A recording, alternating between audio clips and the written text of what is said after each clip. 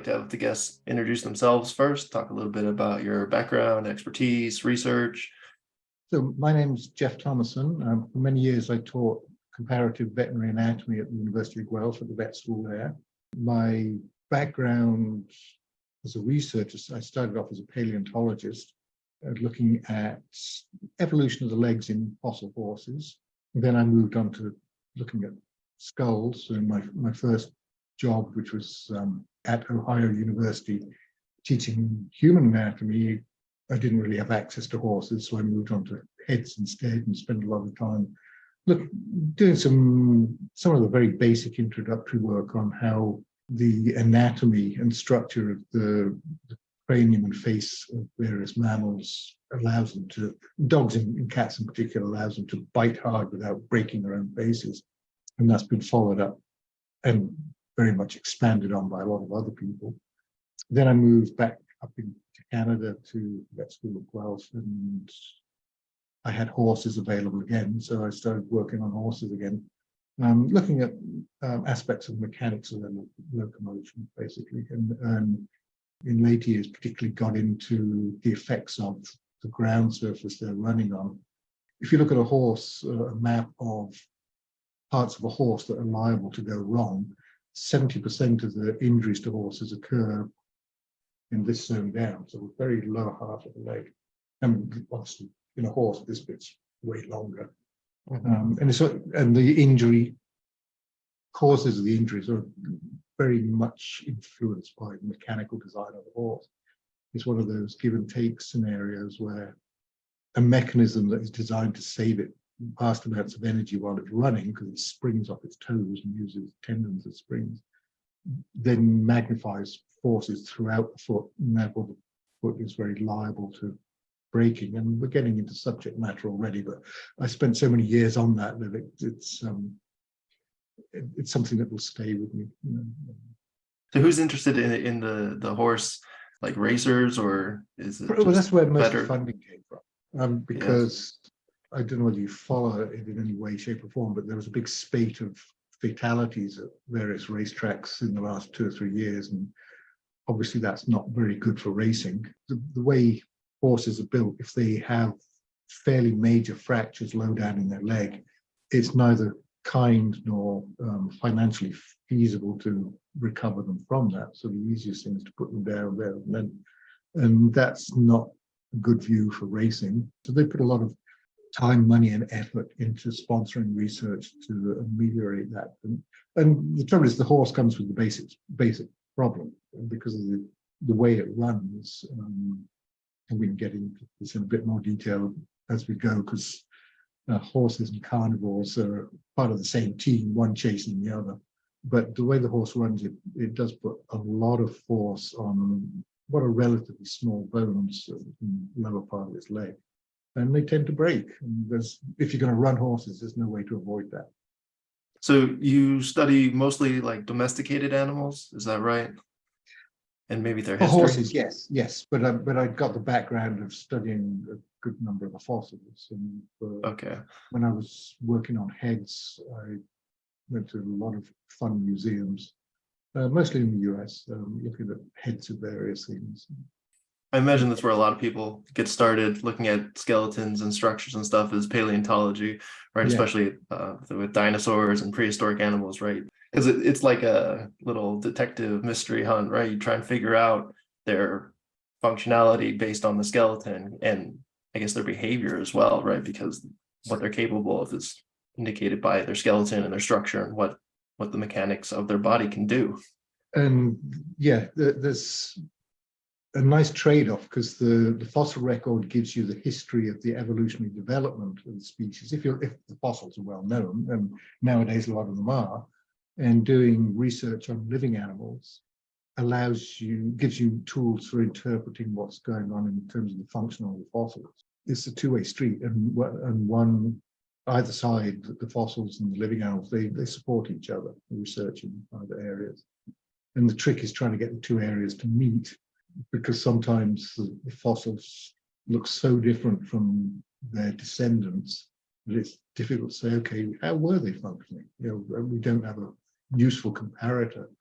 Fortunately, in the carnivores, which I think we're probably going to get into a bit, carnivores, there is a pretty good fossil history, and there's also a fair amount of research being done on them as well.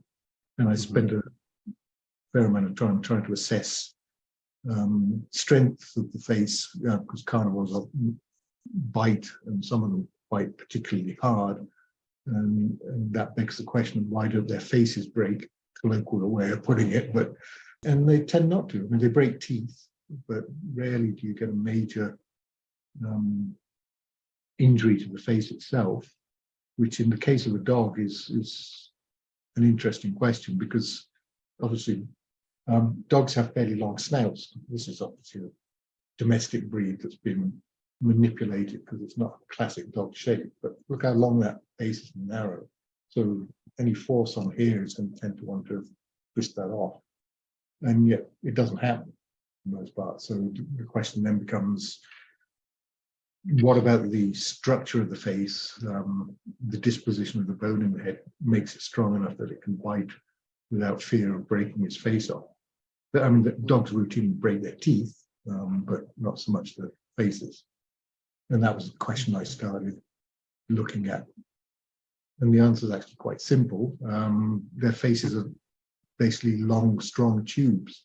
Tubes are generally, pound for pound, much stronger than a solid bar. So a solid bar of a certain weight, if you make it into a tube, you actually increase its strength up to a point. And that seems to be what's going on in carnivore faces.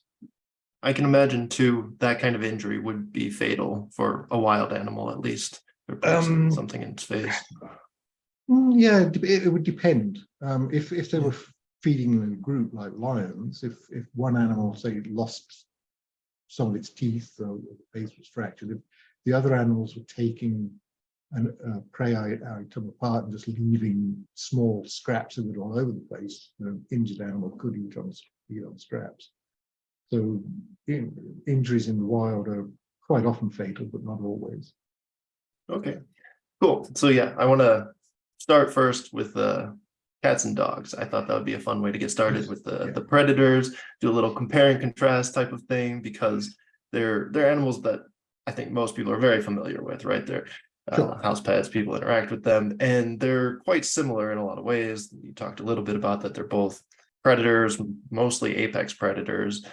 They occupy similar geographical regions, at least. So I live in Colorado, and we have mountain lions, and they're just starting to bring wolves back, and these are similar sized animals, similar in a lot of ways. Yes, but anyone who's interacted with cats and dogs, you know that there's some differences both in personality and physical ability.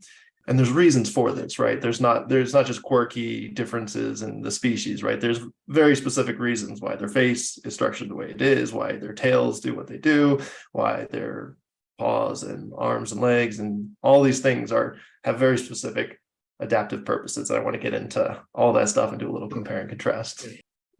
Cats and dogs have a common ancestry, but it goes back a long, long way. The canids and the felids, the cat and dog families, if you like, were distinct 55 million years ago. So in evolutionary time, and it does take a long time, but 55 million years is more than enough to become very, very different. And yet they do still have a lot of similarities. And there's a lady out west, Blair Van Valkenburg, I forget exactly which university she's at, but she's researched this extensively. And she and her colleagues, what they see is that there's repeated patterns within cats and dogs. So it seems that there's, in evolutionary terms, constraints on being the kind of predator they are.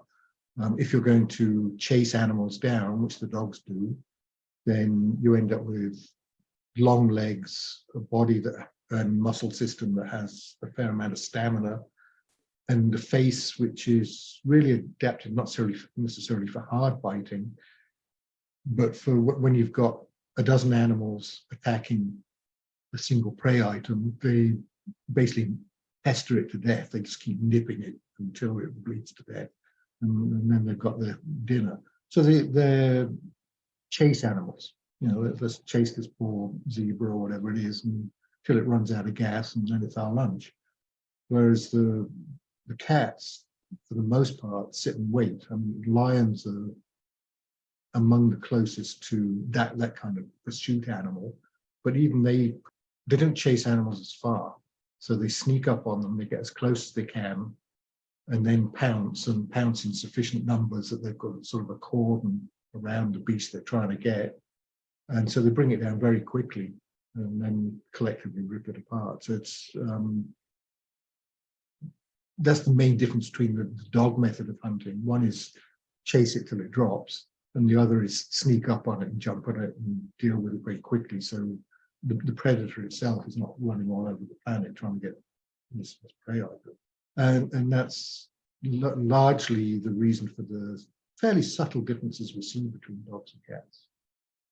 There's a lot of amazing videos you can watch online. I was watching a few preparing for this, and you watch a pack of wolves take down a big animal like a moose or an elk or something. Yeah. And it's like, if you ever watched like MMA or boxing or something, so they really stay kind of on the outside perimeter and just kind of picking, maybe go in for a bite, and then one comes over here. And then if you watch like a pack of lions hunting, they're like the brawlers. They go in for the big punches. They just go in, jump on top of that thing and just tackle it down and try and use just raw power to... Yeah, for sure. There's a wonderful video of lions taking down a big old water buffalo. They've obviously chased it away from the herd because it's just old and blind, but it's huge, and it's quite obvious that the females are trying to get the youngsters to learn how to take down an animal, but the youngsters, the cubs, are totally inept.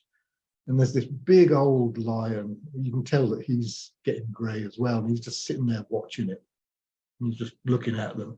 And eventually lifts himself up and he strolls over and he goes right behind this buffalo, which is still sort of bouncing around, trying to get away from the pack. And he just goes behind it, grabs it by the rump and just holds it rock steady. The poor buffalo can go absolutely nowhere. And that allows the little ones to get in and finish it off. It's a gruesome piece of video, but it's really neat showing how the pack, or the group work together, and that's how lions tend to do it. They hunt together, but isolate one animal and then focus everybody on it. I looked up just some stats as well to get an idea of the physical abilities of at least of these wild animals to see what they can do, and I think we can see these mirrored in our house pets as well. Again, since I'm in Western United States here, I compared wolves and cougars, and just they're both like, remarkable physical animals, right? So I saw that wolves can run 35 miles an hour, but they can also run 2 miles at like 25 miles an hour, which is just incredible. Like, so talk about chasing an animal down over some distance, that's pretty impressive. And then cougars can run up to 50 miles an hour, which is substantially faster, right? So that's where we see the distinction between the cats and dogs and the power, and they can jump several times further as well, because cats. But put them in a marathon race and they tire very quickly. They move long distances at gentle speed, but their sprint is shorter than that of a dog. If you think of the sort of classic Western movies, the cougar always jumps off a rock onto the poor suspecting rider below, unsuspecting. And that's how they hunt. They get in close very quietly and then just leap so quickly that the animal, unless it's really lucky, doesn't have a chance to react and get away.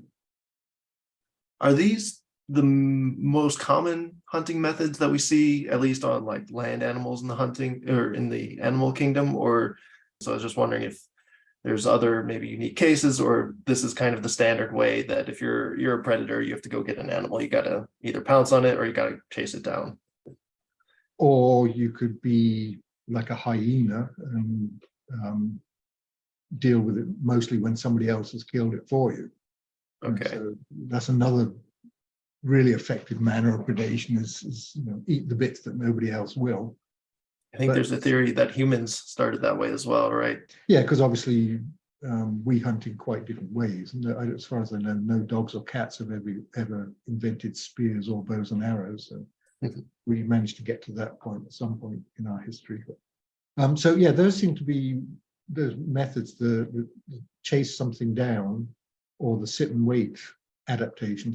Those seem to be the common repeating themes among the carnivores. And then we talked a little bit about how the lions have adapted more of a pack strategy compared to, I guess, most cats really do hunt in isolation and they'll attack prey through that. And then I saw an example also of there's canine family that have adopted more of the cat strategy, like coyotes sometimes and foxes really have moved more towards solitary. And then they use a similar strategy as the cats. And then they've adopted more cat-like features in response to adopting this strategy, I guess, right?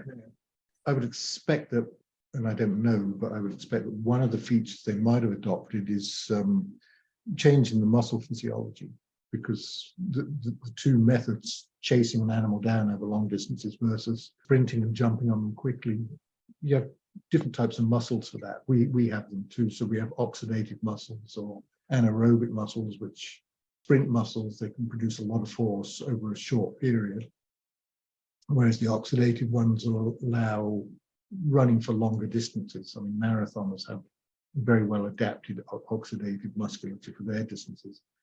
So in human terms, marathoners don't sprint as fast as the fastest sprinters, and the fastest sprinters certainly can't run anything like a marathon distance. So you see that difference in dogs and cats. The cats, the muscles in the hind leg that are driving the lead are anaerobic for the most part, and whereas most of the limb muscles in a dog are aerobic and allow it to run for long periods. Yeah, I'd like to, if we could, really dive into the differences in the musculature and the types there, because at least you hear it from athletic standpoint, you hear about the type 1 or type 2, fast twitch, slow twitch, and understand a little bit more about I guess the biology of the muscles and the distinction between them, how much is genetic versus how much it can be trained, right? How much is adaptable and things like that. So yeah, can we start with just the nailing down into the distinction of the fast twitch and slow twitch, and is it really a distinct category of muscle fibers, because it seemed maybe more of a spectrum than like a distinction? I don't know. Just because the way we like to partition things and put them in boxes, we've got the names type 1 and type 2 and subdivisions of that. But and I'm not a muscle physiologist, so this is sort of the periphery of stuff I know about. But it's a lot more fluid, and it's also a lot more flexible and adaptable. You can change to some within a given muscle, depending on how you use it. It's possible to change the proportions of fast and slow fibers, but only to a certain degree. And presumably that can happen within animal species too. Maybe go into the biology a little bit of what's going on in slow twitch fiber that makes it more suited for endurance, I suppose. Yeah, part of it is myoglobin, which is like hemoglobin, the oxygen storing molecule in the blood. Myoglobin is right in the muscle. So what it means is you can store oxygen right in the muscle and release it on demand. And if you've got a distance muscle, that happens much more extensively than a fatiguing muscle, where you tend to just let the muscle run until there's no more oxygen energy available to it, and then it just fatigues. But during that time, its fibers are contracting harder and quicker than muscles that are in more distance animals. Mm-hmm. So is there some cycling of energy, whereas like the fast twitch, they kind of store the energy, use it up, and then it takes some time to get back in there. Where storage, one is the myoglobin is storing oxygen in the muscle. The other is the nutrient sugars that get stored as well. In a distance muscle, you tend to have a continuous feed of the product necessary for generating energy at a slower rate, but at a rate quick enough to allow the animal to run for long distances. And you can, to some extent, interchange them. So the whole system is partly flexible, and that's sort of under genetic control to some extent. but you can't easily. It would be very difficult, for example, for a marathoner to start bulking up and change their muscle type completely to a sprint muscle. I mean, it's flexible. I don't know the mechanics of the flexibility, but it's largely whether you've got red fibers, which are heavily myoglobinated fibers, so you've got their own oxygen carrying capacity, or white fibers, which tend not to. So is that the major difference we see between the power versus the endurance of cats and dogs, right? Because you see cats, at least my experience, they're kind of lazy, but they are incredibly fast and powerful when they're active. Whereas dogs, they seem like they could run all day if they had the chance to. And it's not just in the muscles, it's in the lever design of the legs.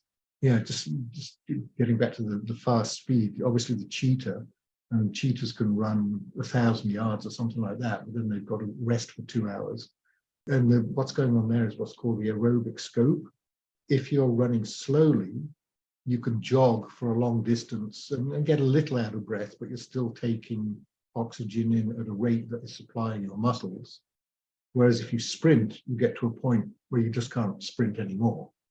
Because what you're doing is you've pushed your muscles into a state where they're relying on stored oxygen in the myoglobin. And once that runs out, you've got no more oxygen to go into the muscle, and you can't run any faster. So there's a threshold where when you're running, a speed threshold, above which you're doing primarily anaerobic use of the oxygen, and that's when you use up your supplies, your onboard supplies, and you're not taking up oxygen as fast as necessary through your lungs. Even though you're panting as hard as you can, you're just not replenishing the oxygen. So you can only do that for a short while. You can do it very fast, but you can only do it for a short while. Then you've got to rest up. And what you're doing is building up a substance called lactate. It's part of the Krebs cycle. It's one of the spin-offs of the Krebs cycle. And you build up lactate, and that eventually, that and the lack of oxygen just puts you in a physiological condition where you can't run anymore. Whereas if you're running below the threshold and you're able to replenish the oxygen, the oxygen going in is still getting to the muscles, you can run much further distances. Obviously, you have to train to be able to do it, but the really long ones. Human physiologists have known about this for many, many years, and it's the obvious difference between sprinters, both in the animal world and human sprinters and distance runners, is the amount of myoglobin they have in the muscles and the fiber types, the biochemistry and metabolism of the different fiber types, whether they're able to deal with the lactate or not. Getting back to dogs and cats, the obvious extreme is the cheetah. And cheetah's got about 1,000-yard range, and if it hasn't got caught up with its prey in 1,000 yards, it's toast. And there was a really neat physiologist, very eccentric, very clever physiologist at Harvard called Dick Taylor, who I had the pleasure of meeting once. And he and a student put out a paper putting the idea out there that the cheetahs have to stop after 1,000 yards because they're overheating, because their muscles are generating so much heat, their body temperature's gone up. And they were able to show with little thermistors under the skin that yes, the body temperature does rise. But then somebody pointed out, well, maybe they've gone into the anaerobic phase and their muscles just aren't getting enough oxygen at this point, which is exactly what happens in human runners. And it turns out that's more likely the case than the poor cheetahs overheating.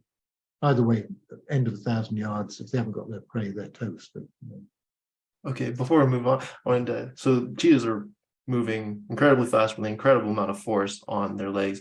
We talked about the beginning about how you study injuries like lower limb injuries in animals. Is this a problem for cats and dogs as well that are running at these crazy speeds, or they have some more adaptive ability that prevents this? Or okay, let's come at this from a direction that will seem out in left field, but is going to answer your question. So the prey animals, by and large, zebras and all the other hoofed animals, because they're plant eaters, they need to carry around a lot of digestive fluid and a lot of bacteria and other microbes, many thousands of species of microbes, to break down the cellulose in the plant matter. Because eating plants, most plants have cellulose cell walls, and we don't have an enzyme to break down the cellulose.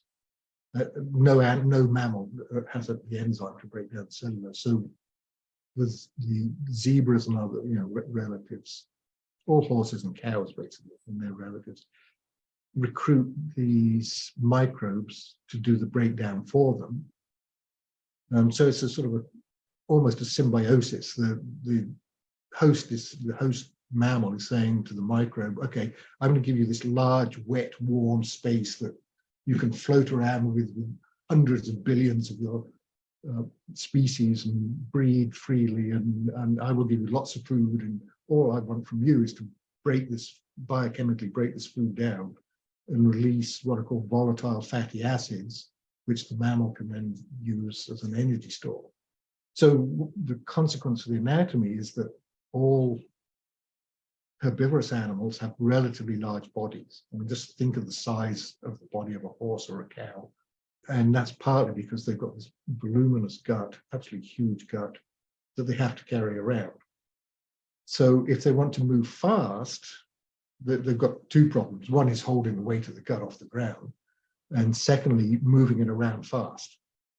As when you're either fast or long distances, because a lot of these animals have to migrate because their food source moves around. So they've got this problem of having this huge body relatively, and they've still got to move long distances very efficiently. So what they do is make major changes in their legs, essentially lose as many fingers as they can, because that's when I don't have a hammer with me. I usually do this thing with a hammer. I don't have a hammer. Imagine this is a hammer, and this is head down. If you're trying to swing it like that, so you've got a really heavy foot, you're trying to swing it like that, that's about as fast as you can go, just holding it with your fingertips. If you put the head at the top, all of a sudden you can whistle that backwards and forwards. Try it with a real hammer for yourself. It's quite an effective demonstration. And it's part of the explanation why the prey animals essentially lose their toes, because the toes are weight at the bottom of the foot. The other thing they do is lengthen the lower part of the foot, because these are the skinnier bones. And then they can use the tendons that we use to curl the fingers. They use it the other way. They stand on their toe like this, and these tendons running at the back are now big springs that they can bounce off. So they save a lot of energy of moving their legs by reducing the number of fingers, because that's weight at the end of the leg, and then bouncing off their toes. And the trade-off is that the lever system that this now becomes puts incredible forces on the bones down here. And so most of the breakages in limb bones of the herbivores, the ungulates, is bones in the hand, lower part of the leg. And essentially, if they break a bone there, they're fatal. So what they've done is essentially reduce the weight of the foot as far as they can, and use these springs to bounce off to conserve their energy or assist with their locomotion, because they're not too worried about having claws and paws to be able to deal with prey. The way they deal with their prey is entirely with the face. Just put the face down and chew it. And so their body form is entirely different from the carnivores, because the carnivores still need this. And then within the carnivores, you see a couple of different ways of adapting, and we've already mentioned them. You've got the sit and wait carnivores, which are largely the cats, and they've got big feet. And then the dogs also go to fairly light feet, and they're adapted for running long distances, and they use their faces as the killing machine. So that's quite a nice circle, if you like. You've got both animals, both carnivores and herbivores, responding to mechanical constraints on their form, but in different ways. The shape of their legs and the way their legs work is very much constrained by basic principles of physics and mechanics. That makes sense? Yeah, definitely. And actually, I'd like to continue along that vein of looking at the distributions of force and things like that. You sent me a bunch of attributes that cats and dogs have. The first one is the backbone, the spine, which that's part of the story I've just told, is that the ungulates, the prey animals, ungulates, this part of the finger, the last bone in the finger is called the ungual phalanx. What ungule is, so it's a Latin origin word, but it gives the ungulates, the hoofed animals, their broad name, because they all run on the tip of that phalanx. Backbones are also part of the story because the ungulates, again, because of this large gut that they're carrying around, tend to make the back not entirely rigid, but pretty rigid. So a horse is not sort of doing this with its back as it's running, whereas a cat, and certainly you'd see it in videos of the cheetah, what the cheetah is doing is it curls up this way, as when the back legs kick in, it straightens right out. Mm-hmm. So it's really using the large muscles of the back coming this way to push with the front legs and then kicking backwards to drive off the back legs. The ungulates tend not to do that. That's not quite true, because there is some mobility that we tend not to have right at the base of the spine, right where the spine meets the pelvis. And so the back legs of horses and cows can be moved a bit by tilting the whole pelvis, but they certainly don't bend their whole backs the way that the dogs and cats do, because their backs are basically a beam with a great weight underneath it at the gut, and so the back has to be stiff and strong to be able to resist that weight dragging it down. Mm-hmm. So the spine in probably most animals are four-legged, and the spine basically supports just hanging weight between the limbs, right? But, yeah, and then so that's weird for humans then, because we went up on two legs, and the forces are totally different then. And all the other vertebrates on the planet are looking at us and saying, "Oh, they odd. They stand upright. Well, what's that all about?"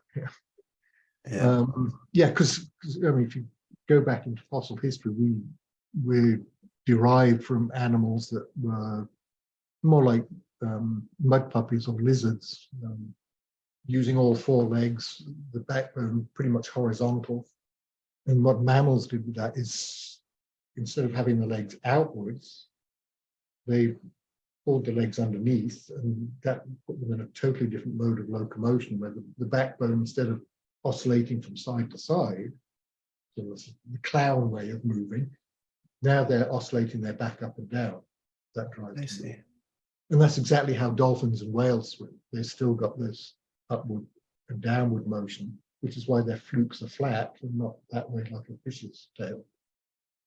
In terms of what we're talking about motion, we are engineering constructs that have been devised by trying to maintain energetic efficiency, because you've got to have this balance between the amount of food coming in always has to give you enough energy to drive all the activities you're doing, and if it doesn't, you starve to death. So energetic efficiency is a major component of animal, for want of a better word, animal design, without implying that there's any kind of designer there necessarily, but the principles that we use in building bridges and houses and whatever, cars, whatever, most of the principles that engineers use can be seen somewhere in animals, depending on their own mechanical needs or pressures on them. We talked a little bit about at least the jaw in the skull, but I think there's some more to tell about the shapes of the skulls of predators, and I guess we can start bringing the horses and those kind of animals in as well. It's a neat story to tell with both sides, because it's an arms race. It's now an arms race. In an evolutionary sense, the prey items are trying to devise ways to permanently escape the predators, which is never going to happen. And the predators are devising new ways or refining their ways of capturing dinner. So on both sides, you see adaptations for their own particular function. And we'll talk a bit about it in terms of the locomotion, but heads, we see the same in heads. Dogs and cats, as in us, the eyes face forward, mostly, more so in cats than dogs, but dogs can definitely see forwards. Cats obviously have eyes positioned pretty much like ours. They look straight forward. And for the cats, that's related, probably related to them being pounce predators. If they see a food item in front of them, they don't want to be jumping right over the top of it or jumping short. They've got to get the distance of the pounce right. And that means they need binocular vision, which is what we have. Because if you've only got one eye, then judging distance is much more difficult than if you've got two views of the same specimen. It's a triangulation thing that the brain does without us even thinking about it. So that's probably why cats have the forward-facing eyes. It's seeing the prey. Dogs, because they tend to chase the item, they do have some degree of forward eye, but they've also got the spread as well. What else have we got here?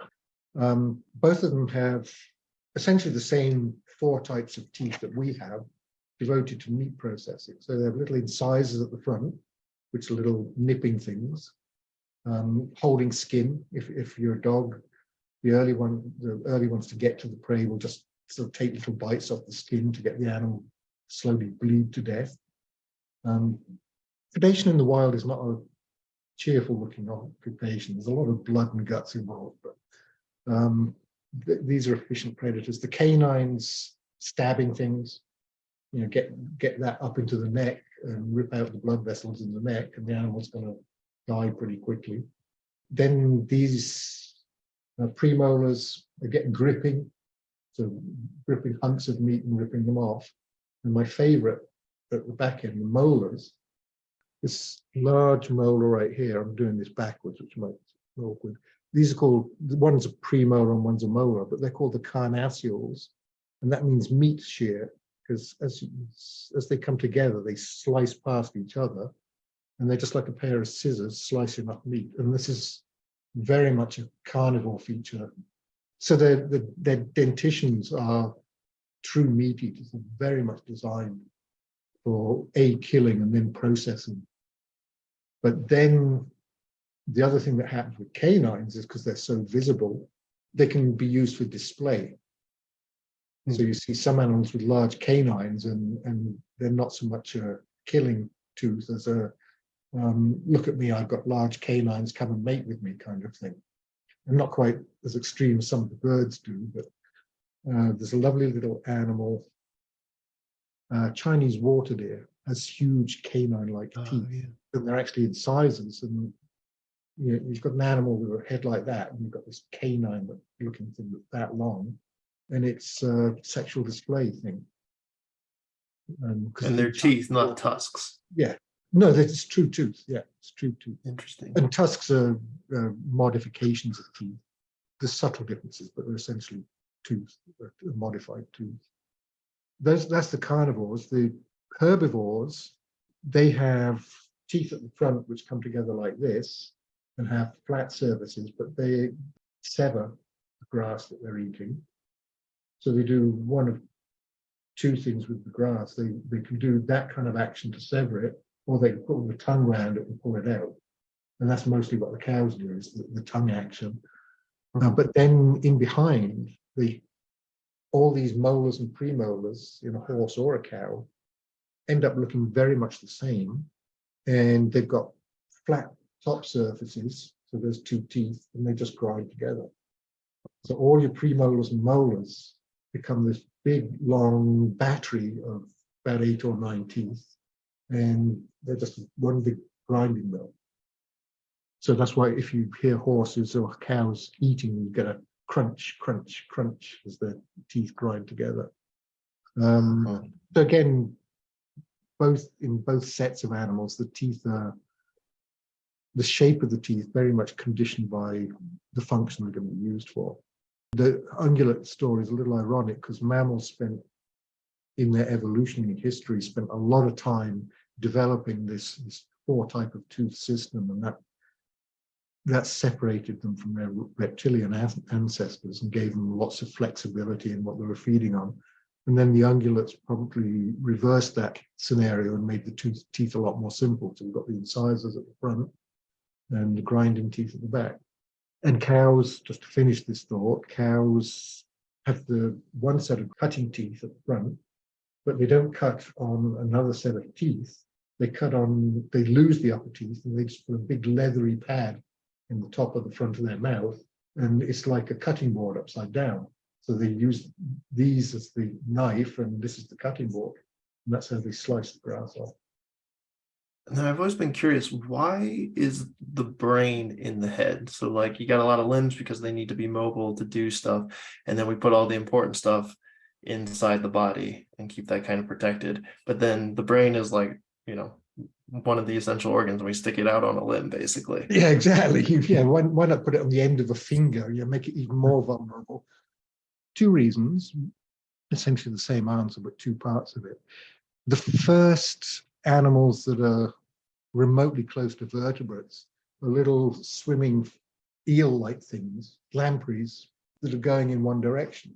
So because most of the sensory information coming at them is meeting them head on, they put their sense organs at the front and the feeding opening at the front. So we've got eyes and nose and ears all at the front.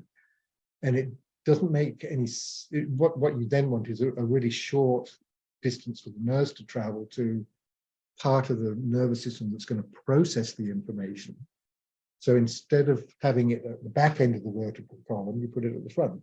So the brain swelling, and you can trace this from fossil skulls, impressions of fossil skulls. You can trace this back many hundreds of millions of years. The brain swelling's at the front. If you ever get a chance, dissect a lamprey. That used to be one of my favorite dissections, but I haven't done it for years, because they're about as basic a vertebrate as you can get. And they've got a perfectly good brain swelling at the front of the spinal column, the neural column. And once it's there, it doesn't leave. So even though from an engineering perspective, you'd say, why would you put this vital computing organ in a very relatively vulnerable position? Partly that's where it initially evolved, and secondly, it gives you rapid processing time, because you're not having to transmit the nervous impulse, because nervous transmission has a finite time. It's not like switching on a light where you can't tell the difference between the switch going on and the light coming on because the electrons travel so fast. Nervous conduction has a finite time. It's the fastest nerves are something like 70 meters a second. The slower ones are a lot slower than that. And a lot of the sensory ones are fairly small, slow nerves, so you keep them as short as you can. Yeah, makes sense to me, because most of our senses are also up in our head, right? Just You got right there, all the information processing is. Yeah. And can you imagine, if you fell off your motorcycle, instead of landing on your head, if your brain was in your butt, you'd be much less vulnerable. Yeah, it just definitely doesn't work that way. Sure. And then obviously you've got to make some effort to protect the thing. This is why you get all various bones around it. This is effectively a motorcycle crash helmet. Importantly, it does double duty. A lot of things do double duty. So you've got the crash helmet here, but this area in here is filled with one of the chewing muscles. So you've got this huge chewing muscle sitting here, which gives the dog a really strong bite. Oh yeah, I wanted to ask too about the bite. So the dogs have the longer one because they don't grab and just latch on like cats when because they're pounce, and they want to get that animal one time and just hold on to it, right? And then the dogs, they want more weapons just for doing damage, right? So they have sort of a longer thing that can extend and just poke. I guess even like if you see, this isn't a wild animal case, but dog breeds, often you'll see fighting dogs or things like that. They'll have the shorter muzzles, I guess, probably for a similar reason. Stronger bite.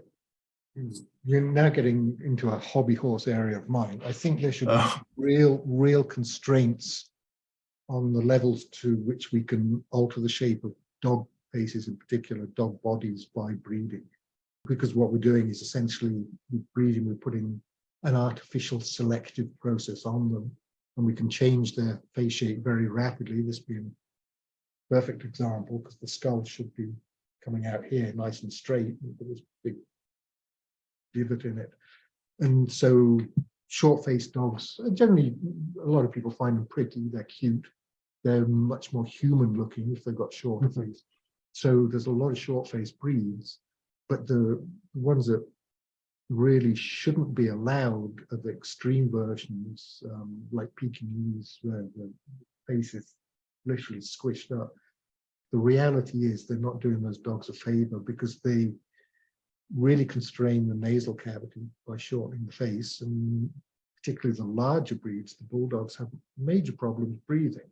I think it's just unfair to do that to an animal. And the bulldogs were originally bred because if you shorten up the jaws, you can effectively strengthen the bite.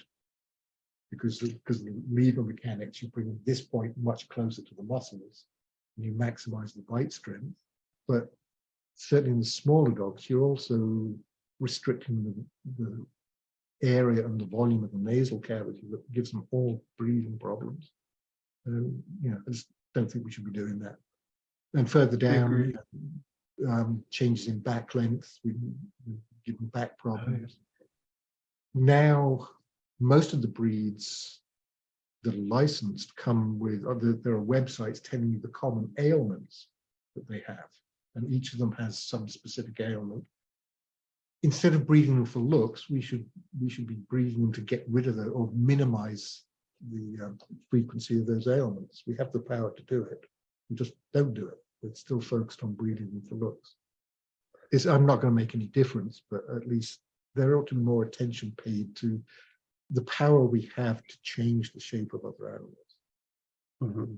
I've seen a skull of a pug before. It looks like a sick animal. Yeah, you're right. I mean, this is fairly short, but a pug is even shorter. It looks like something like this has run into a brick wall at high speed. But just shows the power of selection. We're doing it artificially, but that's exactly what happens in the wild. Small changes can have different advantages or disadvantages, and they either get bred in or bred out of the species as a result. So where do you want to go now? Sorry, we're crossing a lot of ground here. If you want, I like the claws. I thought you had some interesting things to say about that. Things that I didn't realize, especially the differences between cats and dogs, and like adaptions. Like I read that foxes, we talked about how they hunt more like cats, that they've actually evolved retractable claws then, at least to some extent. So the claws I think are pretty interesting. Yeah. Cat claws are totally fascinating because of this wonderful mechanism for keeping them sharp. There's a couple of different ways they keep them sharp, and one is the ability to retract them. So unless they became bipedal and hopped around on their back feet, their front feet are always going to be hitting the ground. And if you've got a claw stuck out, it's always going to be scraping the ground and get blunt, which is exactly what happens in dog claws. And dogs, the canis generally don't tend to use their claws much in hunting. They're more getting grip on the ground while they're running.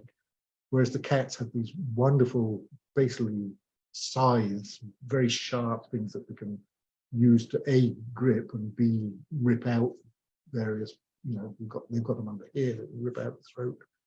And to keep them sharp, there's two basic parts of the mechanism. One is being able to retract it.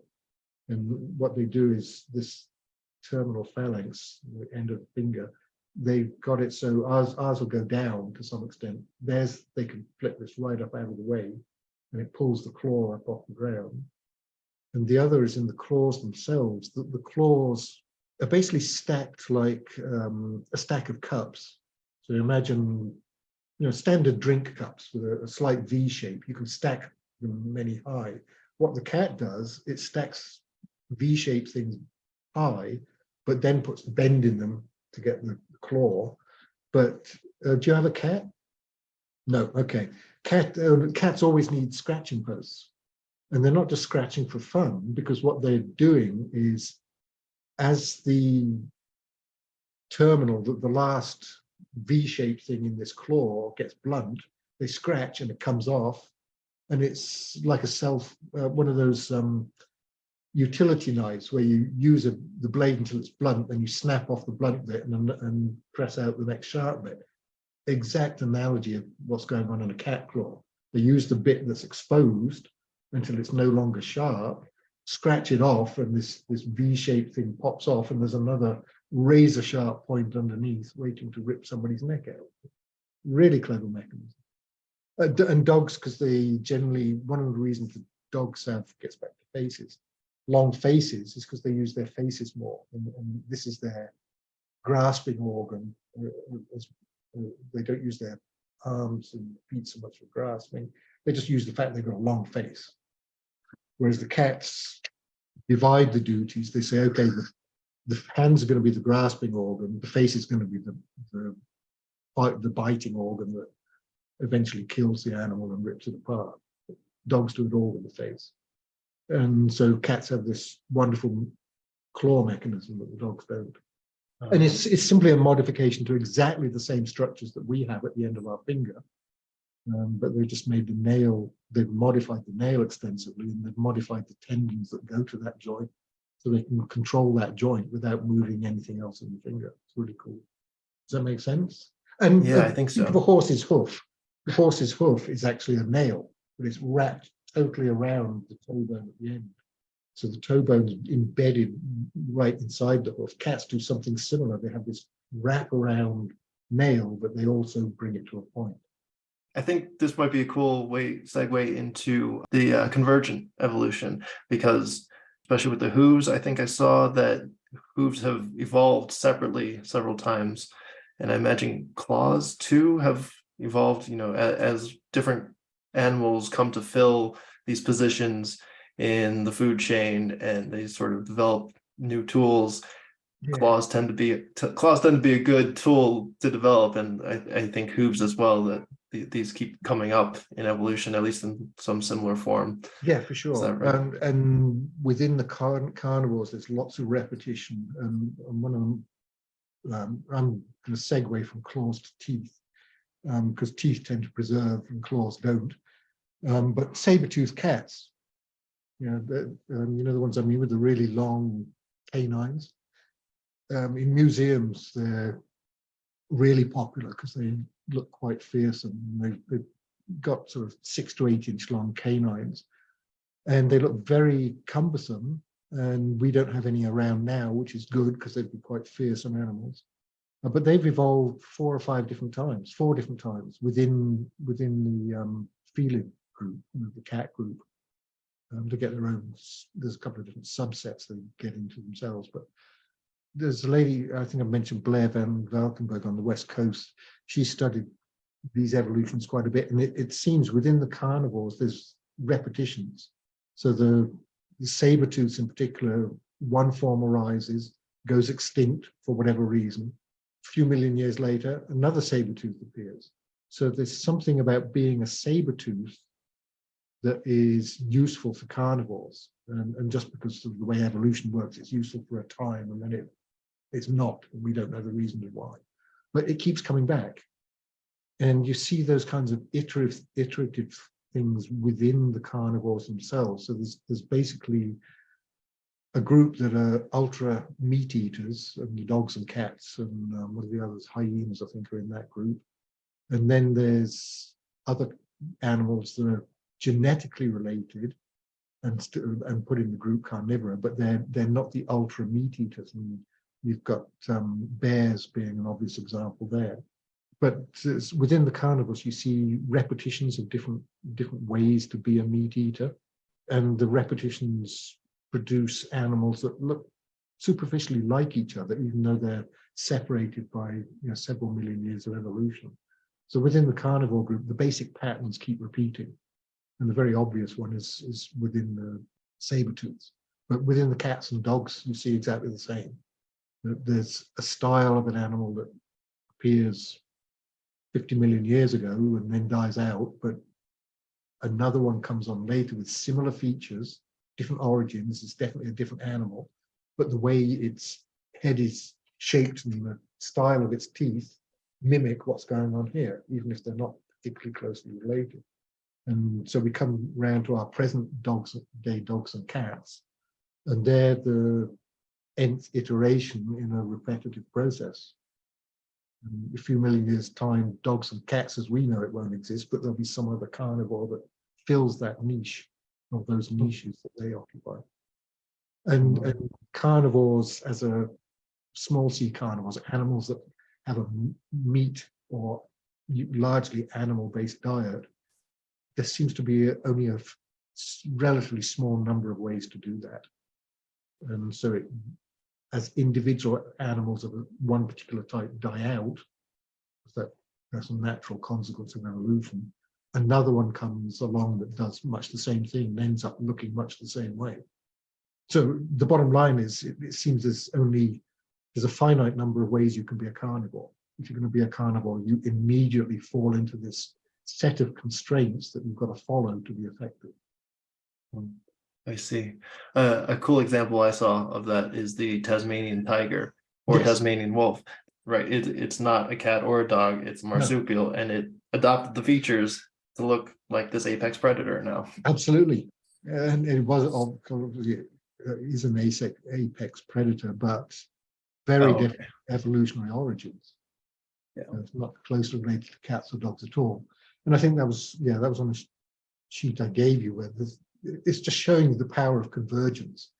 If you're going to, as an animal, if you're going to become an apex predator, there's only and you've got the constraints of having the head at the front and the backbone and the arms at the side. You know, if you're a vertebrate that's going to be on land and become an apex predator, then there's a whole number of evolutionary constraints that make you look similar to all the other apex predators, because there's only a certain number of ways you can do that. This is a bit different than what we're talking about, but I've heard that basically crab shapes or crab features have evolved many, many times over through the course of history. Because if you're in the water living on sand, there's only a number of ways to do that, and it's exactly the same principle.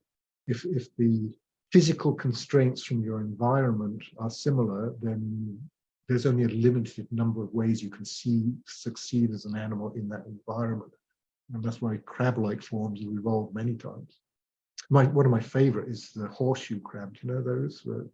The big carapace on the back, that when you lift it up, it looks like the shape of a horseshoe underneath. And underneath this big carapace, there's a perfectly good crab. Not closely related to any of the other crabs we have around now, but I forget how far they go back. Many hundreds of millions of years, and they've been around essentially unchanged for a long, long time. So they've obviously found an environment that doesn't have much pressure on them anymore, and they just continue doing what they do until we remove all the mangroves, and then they'll disappear.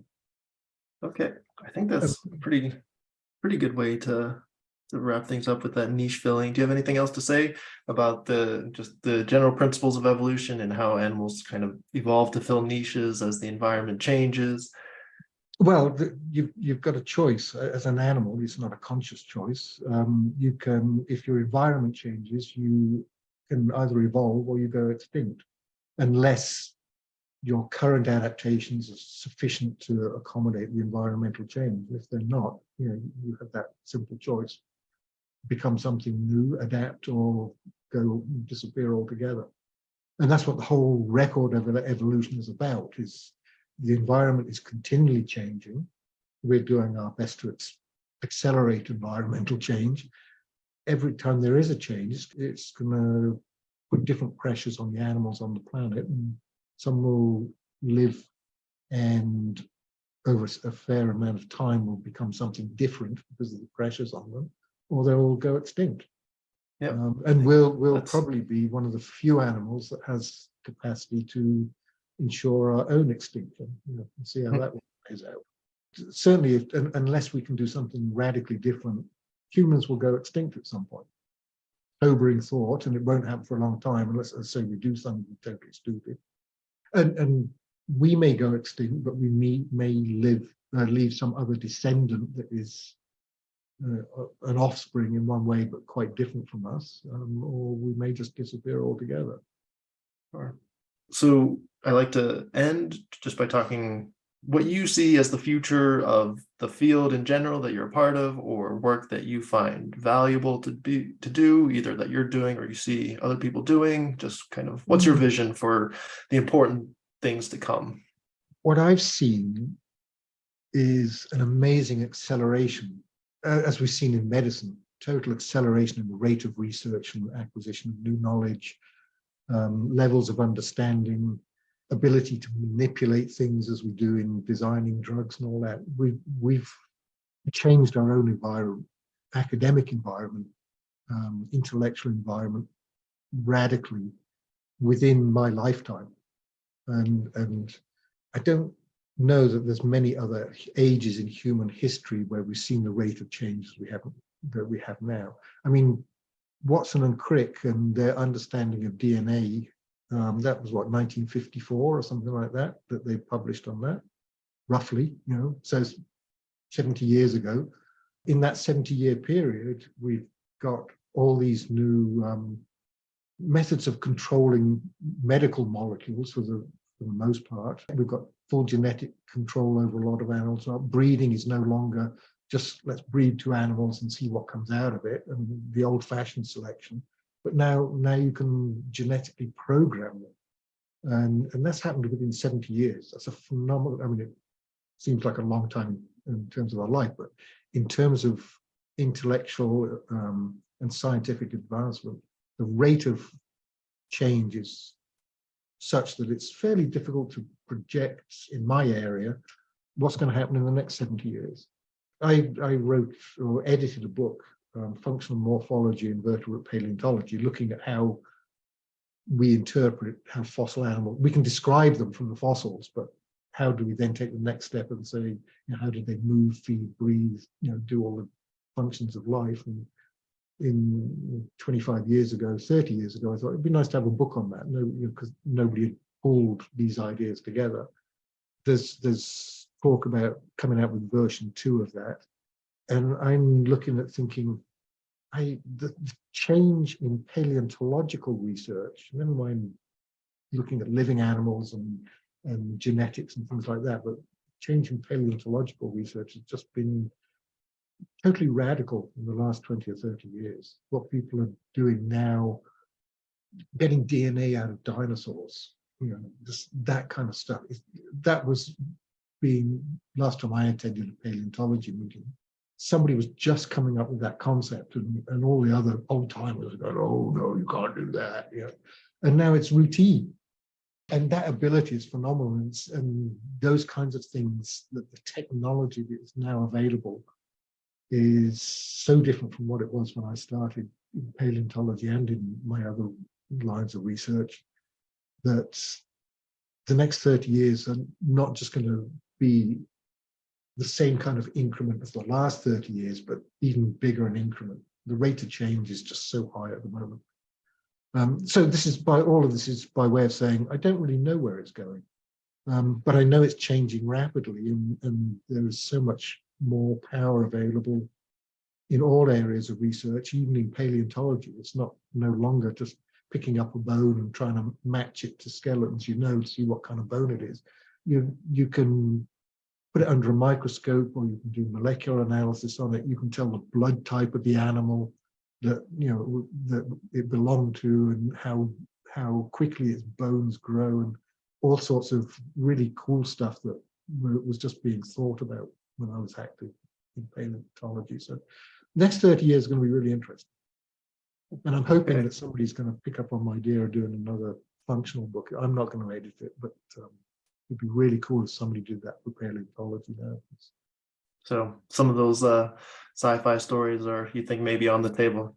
Sci-fi is wonderful, and it started out as the ones that I really liked when I was a youth, with stories that took something that was very obviously happening now, and let's project this trajectory and take it out to an extreme. And that's what sci-fi does.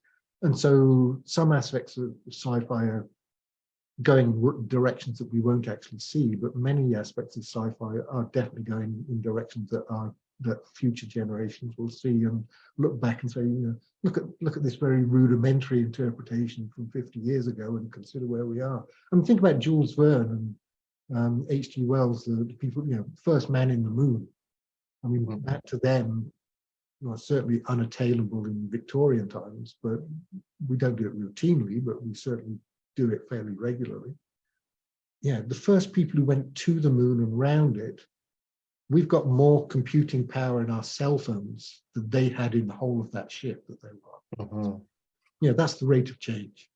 And that's why And it I makes it think, difficult to predict specific directions we're going to go. Are we going to continue changing? Are we going to continue increasing the rate? Absolutely.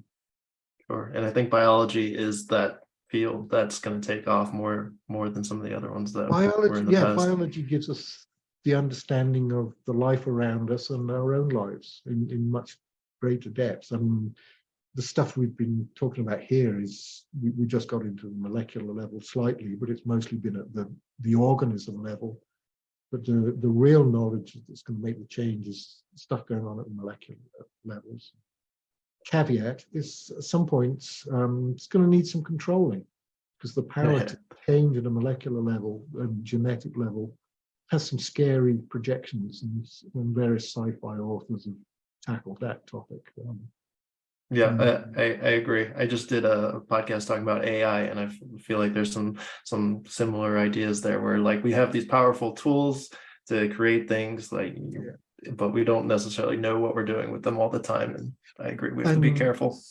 And you hope that the people that are generating have some idea of what the capacity is, but the trouble is they're not the people that are going to establish and expand the use of those technologies.